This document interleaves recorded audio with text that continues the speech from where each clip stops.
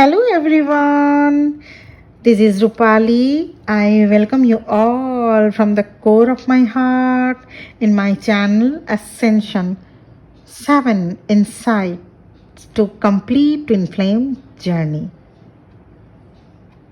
आज की वीडियो में बात किया जाएगा कि कैसे आप इस जर्नी को अच्छे से समझ के ठीक ढंग से समझते हुए इसको लीड करते हुए, क्योंकि आप डिवाइन फेमिनिन हैं, जो भी वीडियो सुन रहा है वो डिवाइन फेमिनिन ही होगा रिगार्डलेस ऑफ द जेंडर चाहे आप मेल में हो, मेल जेंडर में हो या आप फेमिनिन जेंडर में हो, तो आप डिवाइन फेमिनिन ही हैं, तो आप लीड कर रही हैं इस ट्विन फ्लेम जर्नी को। तो इसके कैसे आप इसको समझते हुए अच्छे ढंग से समझकर इसको आगे ले जाएंगे, आज मैं बात करूंगी 7 ऐसे इंसाइट, 7 ऐसे अंदर जाके इसको डीपली समझिए आप इस ट्विन फ्लेम जर्नी को, और कैसे आप इसको नेविगेट कर सकते हैं, कंप्लीट कर सकते हैं। कुछ 7 वेरी वेरी इंपॉर्टेंट फैक्टर्स। बिना ज़्यादा डिले किए मैं अब फैक्टर्स पे, इंसाइट्स क्या क्या हैं उस पे पॉइंट नंबर 1 पे आती हूँ। Point number 1, insight. आपकी ट्विन फ्लेम आप ही हो। इसको समझने के लिए आपको 3D पर्सपेक्टिव से बाहर निकलना होगा। आप में से ज़्यादातर यही सोचकर उदास होते रहते हैं कि आपके ट्विन फ्लेम ने आपके साथ अच्छा व्यवहार नहीं किया या आपको इग्नोर किया। वहीं 3D टेम्पलेट वाली बातें he said she said game, and by doing so we are focused on the other person। पर ऐसा करके आप रियूनियन अचीव नहीं कर पाएंगे। Yes, you will remain in an infinite loop of despair, longing and pain। आपको समझना होगा आपके ट्विन आप ही हैं। आप दोनों एक हैं जो कभी अलग नहीं हो सकते। इसलिए जो भी अपने ट्विन फ्लेम के लिए आप लोग बोलते हो, वो सब ब्लेम आप अपने आप को कर रहे होते हैं। जब आप कहते हैं आपके ट्विन आपको इग्नोर कर रहे हैं, तो कहीं ना कहीं आप अपने को इग्नोर कर रहे होते हैं। जब आप कहते हैं आपके ट्विन आपके टुवर्ड्स ऑनेस्ट नहीं है, मतलब आपने भी अपने लिए ऑनेस्टी नहीं दिखाई। You should always honest about your feelings. आपको ये ट्रुथ समझना होगा कि आप ही वो हो और वो आप अपने ट्विन फ्लेम के लिए, आपकी सोल और उनकी सोल आपके लिए हमेशा मौजूद रहते हैं। वो आपको दिखे चाहे ना दिखे, सोल को हम देख नहीं सकते। चलिए बात करते हैं इनसाइट नंबर 2। जो कुछ भी हो रहा है वो सब आपसे रिलेटेड है। आपको सबसे पहले अपनी हीलिंग पर, अपने इश्यूज पर फोकस करना होगा। If you heal yourself, your both will be healed. The faster you focus on yourself, the quicker you will be able to raise your frequency। आपको अपने इनर चाइल्ड पर, आपके ईगो पर और फियर इश्यूज पर work सबसे पहले करना होता है। ग्रैटिट्यूड एंड फॉरगिवनेस में रहने की आदत बनानी होती है। These are the keys of this journey। जब आप अपने सारे इश्यूज को, लेयर्स को उतार कर ऑथेंटिक सेल्फ में आते हो, then you found back your divine self, जहाँ कोई डाउट नहीं, कोई डर नहीं, कोई छोटा नहीं, कोई बड़ा नहीं, कोई अपना नहीं, कोई पराया नहीं। इनसाइट नंबर 3, फेमिनिन एनर्जी इस जर्नी को लीड करती है। फेमिनिन एनर्जी बहुत क्रिएटिव होती है। You create with your intuition and heart. इसलिए जब आप जान लेते हो कि आप ट्विन फ्लेम हो, तो फिर as a lead divine feminine का काम होता है कि अपने दोनों मैस्कुलिन एंड फेमिनिन एनर्जी को बैलेंस करना। अगर आप वेट कर रहे हैं कि आपके डिवाइन मैस्कुलिन भी आप जैसा इनर वर्क करें और दोनों सेम एफर्ट्स लगाएं, then this will never happen, as they will simply follow your energy। तो अगर आप वेट कर रहे हैं, your masculines will also wait। अगर आप fear से ऑपरेट कर रहे हैं, your masculine will operate with fear। if you set the intention to move forward, to change things, step into your mission and be authentic, they will do the same. और ऐसा नहीं कि आपको अपने डीएम से जाकर बोलना होगा कि चलिए अब आप भी इवॉल्व हो जाइए जल्दी से, नहीं। आप और आपके डीएम एनर्जेटिकली अटैच्ड हैं, इसलिए आप में चेंज आएगा तो वो फील कर पाएंगे। The more you found your inner union, the less you will send energy for them. देखते हैं इनसाइट नंबर 4 क्या है ट्विन फ्लेम जर्नी को नेविगेट करने के लिए। Insight number 4, silence is the golden. जब सेपरेशन पीरियड होता है तब आप समझ नहीं पाते कि आखिर ये सब कैसे हो गया। You both may feel a lot of confusion. You should keep in mind that separation is guided by our soul and has its purpose. तभी आप डिस्ट्रैक्ट नहीं हो पाएंगे जब आप साइलेंस जोन में रहेंगे, तभी आपकी ट्रांसफॉर्मेशन पॉसिबल है। You have to heal your codependency issues. इसलिए साइलेंस में रहें, जितना हो सके कम बात करें, अपनी एनर्जी को फ्लो होने से बचाएं।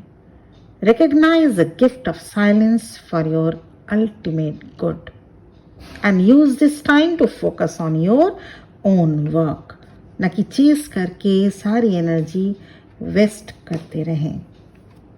Insight number 5 twin flame journey की को कंप्लीट करने के लिए जब जब पर्जिंग करना हो कीजिए, जब भी रोना आए रो लें। 3D वर्ल्ड की जितनी दिक्कतें हैं उनमें से एक ये है कि हमें रोने से मना किया जाता है, इमोशंस शो करने से मना किया जाता है। थोड़े बड़े हुए तो पब्लिकली जोर से हंसना तो ठीक है, लेकिन डांस करना ये सब ठीक है, लेकिन गाना भी आप गा सकते हैं पब्लिकली, ये भी ठीक है, बट रोना और चिल्लाना इन सब में रोक लग जाता है। ओके ठीक है, कुछ हद तक तो ये ठीक है, पर क्या आपने कभी सोचा है कि एक छोटा सा बच्चा अपनी कोई भी इमोशंस को हाइड नहीं करता। If they have any energy in their system that doesn't belong to them, they scream, they cry, or even shed to release it. और बहुत जल्दी कूल भी हो जाते हैं वही छोटा बच्चा, बहुत जल्दी गुस्सा भी और बहुत जल्द शांत भी हो जाता है। आप सब ने ये देखा होगा, आप सब हम सब जब छोटे थे बिल्कुल ऐसे ही थे। और वही बच्चा जब बड़ा होकर ये सीख लेता है या उसको ये सिखाया जाता है कि पब्लिकली ऐसा करना ठीक नहीं है, मतलब पब्लिकली आप रो नहीं सकते, चिल्ला नहीं सकते, अपने इमोशंस को आपको हाइड करना होगा। पर ऐसा करके हम उसे उस टॉक्सिक एनर्जी को उसके एनर्जी फील्ड से रिलैक्स ना करा के उसको ओवरलोडेड होने देते हैं, और एक दिन यही सीरियस डिप्रेशन का कारण बन जाता है। नहीं तो वो उस पेन को डील नहीं कर पाता और धीरे धीरे उसी पैटर्न को मैनिफेस्ट करता रहता है। तो हम उस ईश्वर को ग्रैटिट्यूड पे करना चाहिए हमें कि हम अपने इमोशंस को रोक कर अपने एनर्जी फील्ड से दूर कर सकें। हमें रोकना नहीं है अपने इमोशंस को, हमें अपने इमोशंस को रोककर जब जब जरूरत पड़े रोककर अपने एनर्जी फील्ड से दूर करें। जब ज़रूरत हो अपने एनर्जी फील्ड से आप रोइए, चिल्लाइए, ताकि वो इमोशंस आपके एनर्जी फील्ड से दूर हो सके। तो ईश्वर को बहुत बड़ा एक थैंक यू ग्रैटिट्यूड पे करें, ताकि क्योंकि आपको ईश्वर हम ह्यूमन को ईश्वर ने रोने का, चिल्लाने के लिए हम लोग को ये पावर दी कि हमें जो इतने इमोशंस हैं हम उसको ऐसे डील कर पाए। तो जब भी पर्जिंग करने की जरूरत हो बिल्कुल करेंगे। इनसाइट नंबर 6, अब आपकी पूरी लाइफ चेंज हो जाएगी। बहुत बार सेशन में सुनने को मिलता है, मैम ट्विन फ्लेम जर्नी में आने से पहले मेरी लाइफ बहुत अच्छी चल रही थी, पर जैसे ही ट्विन से मुलाकात हुई सब बिखर सा गया। पर क्या ये सही कहा आपने? यह सही है ये कहना? मैं अगर आपसे पूछूं कि क्यों आपने अपने लाइफ में किसी को इतना इम्पैक्ट करने को अलाउ किया, and you are ready in an instant to let your old life go. Twin flame journey is shaking you up for a purpose.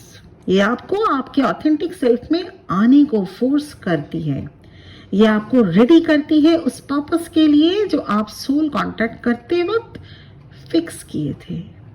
अब तक जो भी आपने किया for fulfilling others expectations, everything you did to hide behind a mask.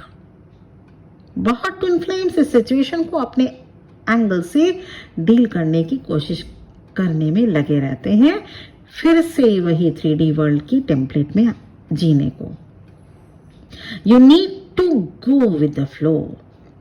You are driven to let go of the 3D programming.